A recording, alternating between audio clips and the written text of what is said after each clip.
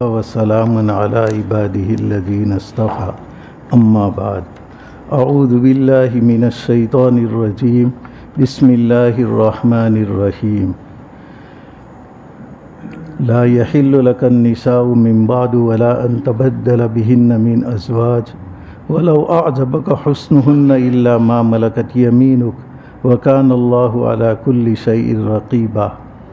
اور اس کے بعد آپ کے لیے کوئی عورت حلال نہیں اور نہ ان ازواج کی جگہ پر دوسری کو تبدیل کرو، اگرچہ آپ کو ان کا حسن پسند آ جائے، مگر جو باندیا ہے وہ، اور اللہ تعالیٰ ہر چیز کے اوپر نگران ہے۔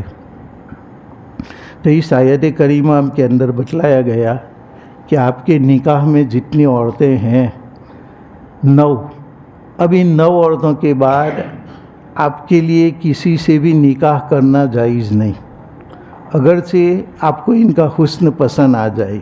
اور وجہ اس کی یہ ہے کہ ان عورتوں کو جب آپ نے اختیار دیا کہ یا تو تمہیں دنیا چاہیے تو میں تمہیں دنیا دوں، اور اگر میں دنیا دوں گا تو تمہیں چھوڑ دوں گا اچھی طریقے سے، اور اگر تم اللہ اور رسول کو چاہتی ہو، دار آخرت کو چاہتی ہو، تو اس صورت کے اندر اللہ نے محسنات کے لیے، نیک کام کرنے والی عورتوں کے لیے اجر عظیم تیار کر رکھا ہے۔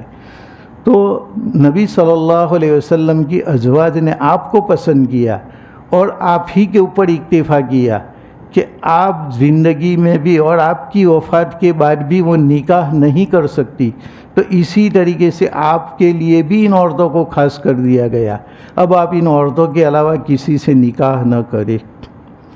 اسی کے اندر ہماری گفتگو کل چل رہی تھی کہ اعدائے اسلام، دشمنان دین، ہمارے پیغمبر محمد رسول اللہ صلی اللہ علیہ وسلم پر یہ اشکال کرتے ہیں کہ بس ان کا تو کوئی کام ہی نہیں ہے عورتوں کے سوا، بس عورتوں سے نکاح کرتے رہتے ہیں، خواہش پرست ہے۔ اور اس کا جواب جیسے کہ کل بھی ایک تو دیا تھا کہ یہ جو یہود اور نصارہ، تو ان کے انبیاء کی 100 اور 300 بیویاں تھیں، تو پھر ان کو 11 کے اندر اشکال بالکل نہ ہونا چاہیے۔ یہ ایک قسم کا عناد ہے ہمارے نبی صلی اللہ علیہ وسلم سے۔ اور جو مشرکین ہے، تو جیسے کہ ان کے کرشنا کے بارے میں، شری کرشن کے بارے میں، کہ ان کی 16,108 بیویاں تھیں، تو اب جن کی 16,000 بیویاں ہو، جن کے بڑے لوگوں کی، تو ان کو ہمارے نبی پر ہرگز اشکال نہ ہونا چاہیے۔ ہمارے نبی صلی اللہ علیہ وسلم کی فقط 11 بیویاں تھیں، اور تمہارے لیے تو 16,000، اور اس کو نکال دے تو اس کے اوپر 108 ہی کیا کم ہے۔ لیکن ہم کسی پر اشکال نہیں کرتے، ہر زمانے میں اس کے مطابق جو صلحائے امت ہوتے ہیں، اسی طریقے سے جو قوم کے بڑے ہوتے ہیں، ان کی کچھ خصوصیات ہوتی ہے، تو یہاں پر بھی اللہ تبارک و تعالیٰ نے ہمارے نبی کو یہ خصوصیت دی کہ آپ 11 سے نکاح کرو، اس سے زائد تو اللہ تبارک و تعالیٰ نے حرام کر دیا۔ اور کل کہا تھا کہ جو آدمی نفس پرست ہو وہ زیادہ نکاح کب کرے گا؟ جوانی کے عالم میں۔ 25 سال کی عمر آپ صلی اللہ علیہ وسلم کی ہو جاتی ہے تو سامنے سے ام المؤمنین خدیجۃ الکبریٰ رضی اللہ تعالی عنہا کا پیغام جاتا ہے آپ کے رشتہ داروں کے پاس، اور آپ صلی اللہ علیہ وسلم نے اس نکاح کو قبول کیا 25 سال کی عمر میں۔ اس وقت ماں خدیجۃ الکبریٰ کی عمر 40 سال تھی، ایک عمر ان کی ہو گئی تھی، اور آگے 2 شوہروں سے ان کے 2 شوہر ہو چکی، اور اس کے بعد نبی صلی اللہ علیہ وسلم سے یہ تیسرا نکاح تھا، اور آگے جو شوہر تھے ان سے ان کی اولاد بھی تھی۔ اب جو آدمی نفس پرست ہوگا تو کیا 25 سال کے اندر وہ 40 سال والی عورت سے نکاح کرے گا؟ حالانکہ ہمارے نبی صلی اللہ علیہ وسلم کے لیے سب عورتیں قربان تھیں، لوگ آپ صلی اللہ علیہ وسلم کو بہت چاہتے تھے۔ یہ جو دشمن بنے وہ تو نبوت ملنے کے بعد ورنہ 25 سال کی عمر میں تو لوگ آپ صلی اللہ علیہ وسلم کو بہت زیادہ عزت کی نگاہ سے دیکھتے تھے. وہ تو آپ نے جب نبوت کا دعویٰ کیا اور اللہ کی دعوت دی اللہ کی جانب، تب لوگ آپ کے دشمن ہوئے. تو 25 سال میں آپ صلی اللہ علیہ وسلم کے ساتھ بڑے گھرانے کی لڑکیاں بھی آ سکتی تھی، لیکن آپ صلی اللہ علیہ وسلم نے ایک سن رسیدہ عورت جو کہ 40 سال کی تھی ان کے ساتھ نکاح کیا. یہی 25 سال کی عمر اور اس کے قریب 30 سال 35 سال یہ جوانی کا عین شباب ہے. اس کے اندر آدمی جوانی کی بہاروں کو اور اس کے لطف کو اٹھاتا ہے اور بڑے سے بڑے کام کے اندر بھی وہ تیار ہو جاتا ہے. تو نکاح کی جس کو خواہش زیادہ نکاح کی ہو وہ تو 25 سال کے اندر کرے گا. لیکن ہمارے نبی صلی اللہ علیہ وسلم نے ماں خدیجۃ الکبریٰ کی موجودگی میں کسی اور بیوی سے نکاح نہیں کیا. اور حضرت خدیجۃ الکبریٰ کا انتقال اس وقت ہوا جب کہ آپ صلی اللہ علیہ وسلم کی نبوت کو 10 سال ہو چکے تھے. 40 سال میں نبوت ملی اور 10 سال پھر نبوت کے بعد کی. تو جب 50 سال کی عمر ہوتی ہے تو حضرت خدیجۃ الکبریٰ رضی اللہ تعالیٰ عنہا کی وفات ہوتی ہے. بس ایک بیوی تھی اور وہ بھی وفات پا گئی. تو اس کے بعد آپ صلی اللہ علیہ وسلم نے حضرت سودا رضی اللہ تعالیٰ عنہ ان کے ساتھ نکاح کیا. اور اس کے تو ابھی بھی ایک ہی بیوی تھی. اب یہاں سے ہجرت کی. ہجرت کرنے کے بعد ہجرت کے اوپر 2 سال ہو گئے. تو اس وقت ام المؤمنین عائشہ صدیقہ رضی اللہ تعالیٰ عنہ سے نکاح کیا. نکاح تو پہلے سے ہو چکا تھا، رخصتی عمل میں آئی سن 2 ہجری میں، اور نکاح تو مکہ مکرمہ کے اندر ہی ہو چکا تھا. تو رخصتی جب ہوئی تو اس وقت سن 2 ہجری چل رہی تھی. تو 53 سال تو آپ صلی اللہ علیہ وسلم مکہ میں رہی اور 54واں سال پورا ہوا اور 55واں سال چل رہا تھا. تب حضرت عائشہ صدیقہ رضی اللہ تعالیٰ عنہا کی رخصتی ہوئی. تو اب 2 بیویاں جمع ہو جاتی ہے 55 سال کی عمر میں. تو اب جو 55 سال کے ہو وہ سوچ سکتے ہیں کہ کیا یہ عمر اپنی جوانی کی بہاریں لٹانے کی ہے.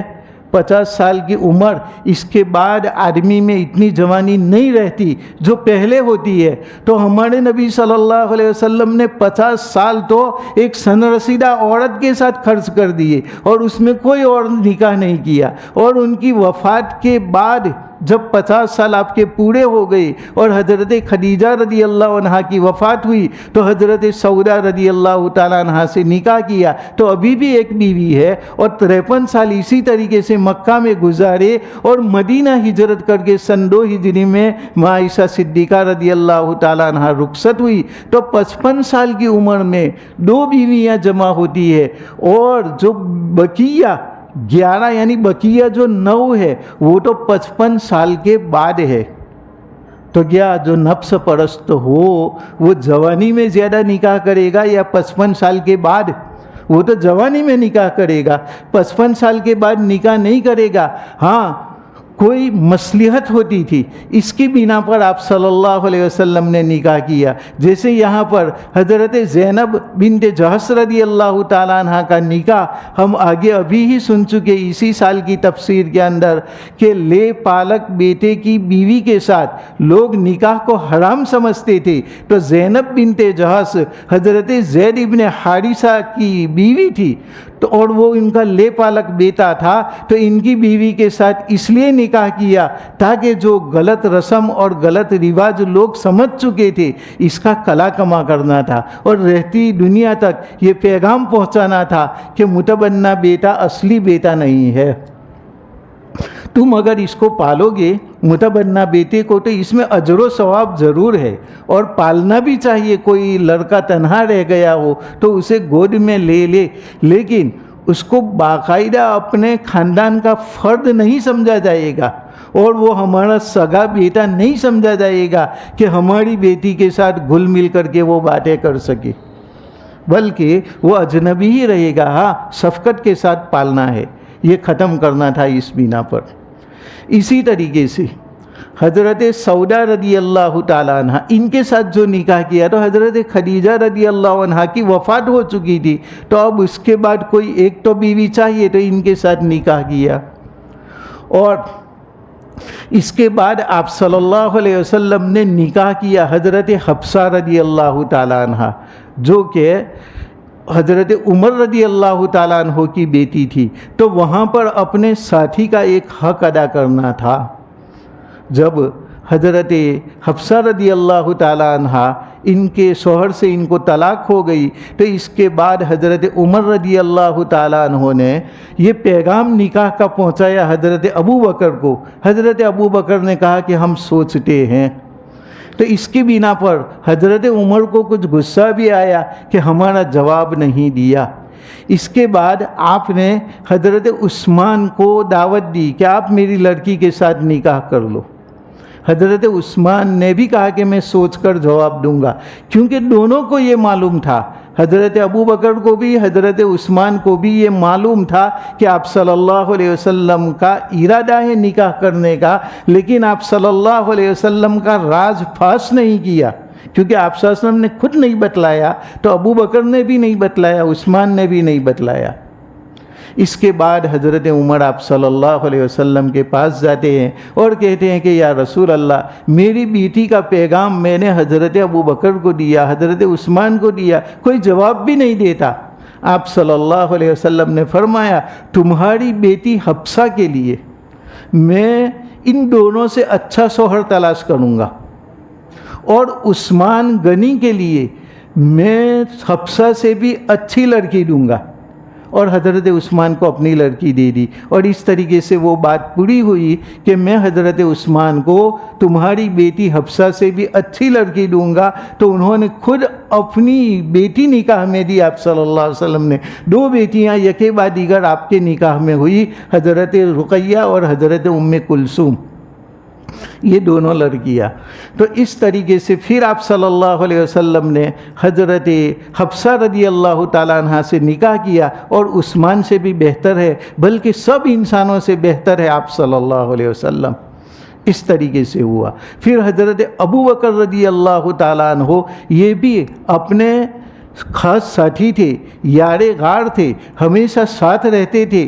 پوری زندگی میں آپ صلی اللہ علیہ وسلم یہی کہتے تھے میں ابو بکر اور عمر، کہیں گئے ہو تو بھی کہتے تھے کہ میں ابو بکر اور عمر وہاں گئے، کہیں سے واپس آئے تو بھی میں ابو بکر اور عمر۔ اتنا زیادہ یہ جملہ آپ صلی اللہ علیہ وسلم کی زبان پر تھا کہ لوگوں نے یہ کہا کہ یہ تینوں ہمیشہ ساتھ رہیں گے، اور آج بھی قبروں کے اندر ساتھ ہے آپ صلی اللہ علیہ وسلم، ابو بکر اور عمر۔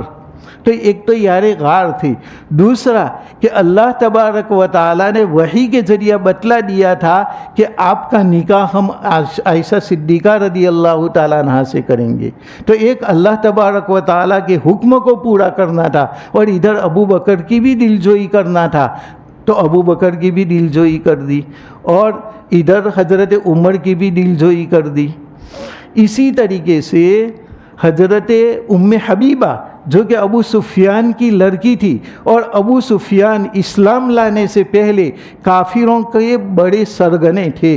ایک کافر کا سرگنا، ہمیشہ اسلام کی دشمنی کے اندر انہوں نے اپنی زندگی کھپا دی تھی، لیکن یہی ان کی بیٹی ام سلمہ ہجرت کر کے حبشہ جاتی ہے، اور حبشہ ان کے شوہر مرتد ہو جاتے ہیں، اسلام سے پھر جاتے ہیں، تو وہاں پر وہ تنہا رہ گئی تھی حضرت ام سلمہ۔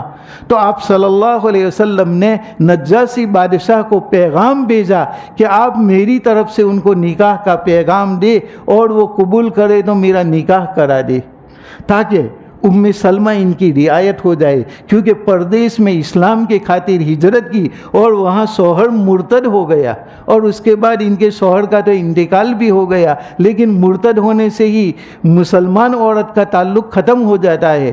کوئی بھی عورت اگر اس کا شوہر مرتد ہو جائے، اسلام سے پھر جائے، تو ایسی صورت میں نکاح باقی نہیں رہتا۔ آج بھی کوئی نکاح کے بعد عورت کافر ہو جائے یا مرد کافر ہو جائے، تو ایسی صورت میں کفار کے ساتھ نکاح صحیح نہیں رہتا ہے۔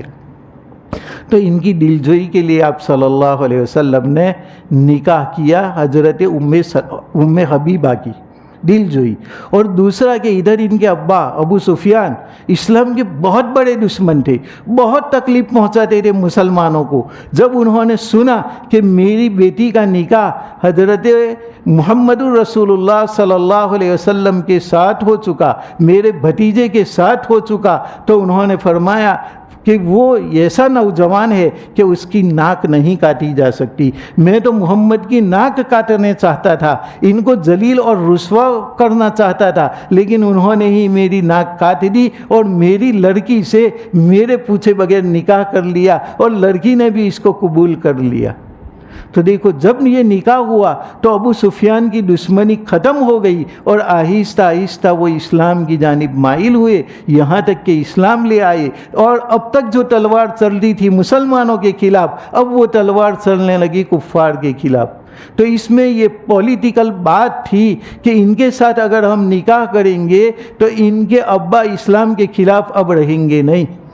اسی طریقے سے حضرت صفیہ جو ایک یہود کی لڑکی تھی اور ایک شاہ کی اور سردار کی لڑکی تھی، جب ان کی بیٹی حضرت صفیہ پکڑی گئی تو آپ صلی اللہ علیہ وسلم نے خود ان کے ساتھ نکاح کیا، اس لیے کہ اس وقت بھی بین الاقوامی یہ قانون تھا کہ کسی سردار کی لڑکی سے تو سردار ہی نکاح کرے گا، تو ایک بین الاقوامی قانون کا لحاظ کرنا تھا، اس لیے ان کے ساتھ نکاح کیا۔ تو ہمارے نبی صلی اللہ علیہ وسلم کے جو زیادہ نکاح ہے وہ شہوت کے اوپر مبنی نہیں تھے، یا تو دوستوں کا حق ادا کرنا تھا، یا کسی کو اسلام دشمنی سے روکنا تھا تو ان کی لڑکی کے ساتھ نکاح کر لیا۔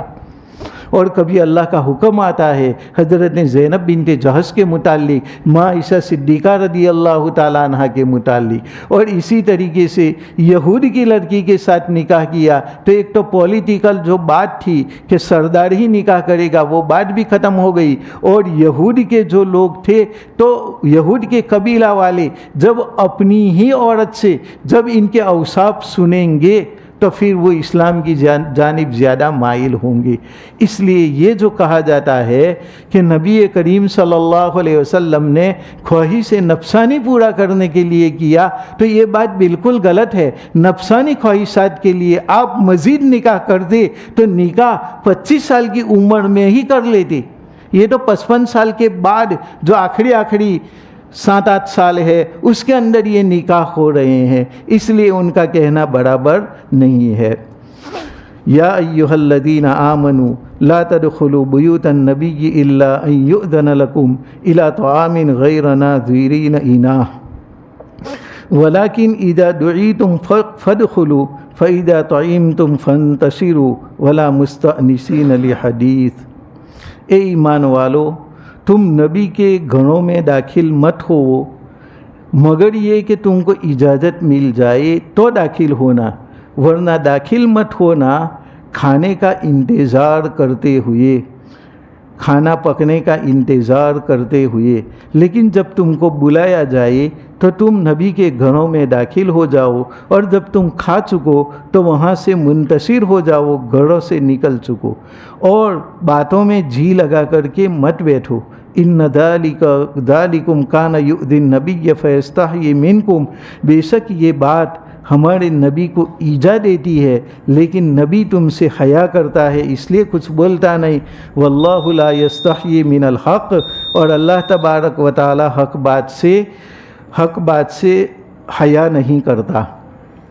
اس آیت کریمہ میں ایک ادب بتلایا گیا آپ صلی اللہ علیہ وسلم کے گھر میں جانے کے متعلق، اور وہ بات یہ ہوئی کہ جب حضرت زینب رضی اللہ تعالیٰ عنہ کا نکاح ہوا تو آپ صلی اللہ علیہ وسلم نے سب سے بڑا ولیمہ حضرت زینب بنت جحش کے نکاح پر کیا، اس میں گوشت اور روٹی کھلائی، ورنہ بسا اوقات تو جو میسر ہوتا گھر میں وہ کھلا دیتے۔ کبھی تو آپ صلی اللہ علیہ وسلم فرما دیتے کہ جس کے گھر میں جو ہے وہ لے کر کے یہاں جمع ہو جاؤ اور سب کھانا اکٹھا کر دے اور مل کر کھا لیتے، اور کہا یہ ولیمہ ہو گیا۔ हमारी तरह नहीं कि मंडप बांधना है और इतनों को खिलाना है, बिल्कुल सीधा सादा ये निकाह होता था। और यहाँ पर बड़ा वलीमा किया, इससे वलीमा में ज़्यादा खर्च करो तो भी हरज नहीं है, लेकिन सुन्नत के मुताबिक वलीमा होना चाहिए कि उसके अंदर हम गरीबों को भी बुलाए, फ़कत रिश्तेदारों के ऊपर ही इक्तिफा न करें, बल्कि गरीबों को, नेक लोगों को अगर दावत दे तो ये वलीमा सुन्नत के मुताबिक होगा। बहरहाल आप सल्लल्लाहु अलैहि वसल्लम ने जब वलीमा किया तो घर के अंदर दावत थी। एक तो छोटा सा घर होता था, आप सल्लल्लाहु अलैहि वसल्लम का घर भी छोटा था, और उसके अंदर एक तरफ घर में पकाने वाली औरतें थी और जो खाली जगह बच जाती थी इसके अंदर खाने का था। और उस ज़माने में पर्दे का हुक्म अभी शरीयत की जानिब से नहीं आया था, इसलिए जहाँ पर औरतें खाना पकाती थी वहीं पर इनको खाने के लिए लोगों को दावत दी गई। अब एक तो लोग, कितने लोग पहले से आ चुके, इसी में घर भर गया। और फिर जब खाने की बारी आई तो आप सल्लल्लाहु अलैहि वसल्लम ने 10-10 आदमियों को घर में बुलाया ताकि 10 आदमी आराम से खा ले, इनके खाने के बाद दूसरे 10, इनके खाने के बाद दूसरे 10, इस तरीके से खाने का मुकम्मल नज़्म हो चुका। और इधर हज़रत ज़ैनब बिनते जहाश उम्मुल मोमिनीन वो दीवार की इधर सर लगा करके बैठी हुई थी, क्योंकि भले पर्दा नहीं था लेकिन हया तो थी। इस बिना पर उन्होंने इधर का सर रखा था और लोग इधर खाना खा रहे थे। और खाने के लिए जितने लोग थे वो पूरे हो चुके, तो अब हमारे नबी सल्लल्लाहु अलैहि वसल्लम को कुछ देर आराम का तकाजा हुआ, क्योंकि बहुत थक जाते हैं शादी ब्याह के अंदर। तो लोग कहते हैं कि थोड़े से सुस्ता ले, आराम कर ले, कि थोड़ा आड़ा पड़ी है तो कैरोस इडियट आए। तो हमारे नबी सल्लल्लाहु अलैहि वसल्लम ने आराम करना चाहा, लेकिन वहाँ पर 3 सहाबाए किराम बैठे हुए थे जो बातें कर रहे थे। खाना तो पूरा हो चुका था, सब लोग खा चुके थे, लेकिन ये 3 सहाबी बातें करते हुए बैठे हुए थे। आप सल्लल्लाहु अलैहि वसल्लम को दिल में ये था कि ये अभी चला जाए, ये अभी चला जाए, लेकिन वो सहाबी तो नहीं गए। तो आप सल्लल्लाहु अलैहि वसल्लम ने एक तदबीर की कि आप खुद उठ गए और दूसरे अजवाज के घर खबर लेने के लिए चले गए, ताकि इन लोगों को लगे कि अब हमें उठ जाना चाहिए। आप सल्लल्लाहु अलैहि वसल्लम ने अपने खादिम हज़रत ज़ैद इनको भेजा और कहा कि ज़ैद जाकर के देखो ये उठे कि नहीं। वो घर देखने के लिए गए तो कहा या रसूल अल्लाह वो तो अभी बैठे हुए थे।